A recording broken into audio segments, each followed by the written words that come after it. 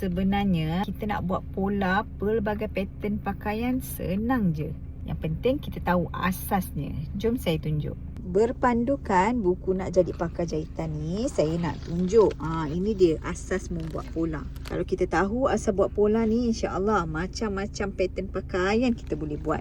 Okey, yang pertama, kita kena tahu 4 garisan ni. Garisan pertama, garisan kedua, garisan ketiga dan garisan keempat. Garisan yang pertama ni, ini adalah garisan bahu, garisan dada, garisan pinggang dan juga punggung.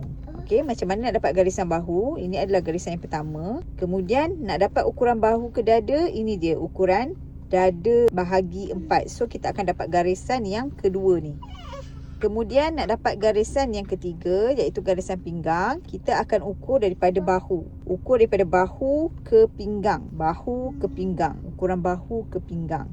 So kita akan dapat garisan yang ketiga. Kemudian dan yang bawah sekali ni adalah garisan punggung. Cara nak dapat garisan ni, kita kena ukur daripada pinggang ke punggung. Kita ukur dekat sini. Kita ukur ukuran pinggang ke punggung yang paling tinggi. Kita akan dapat ukuran yang keempat, garisan yang keempat ni. So, kalau anda tahu asas pola ni, insya-Allah anda akan boleh buat macam-macam pattern pakaian.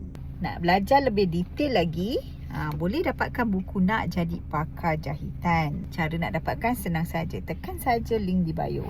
Bye.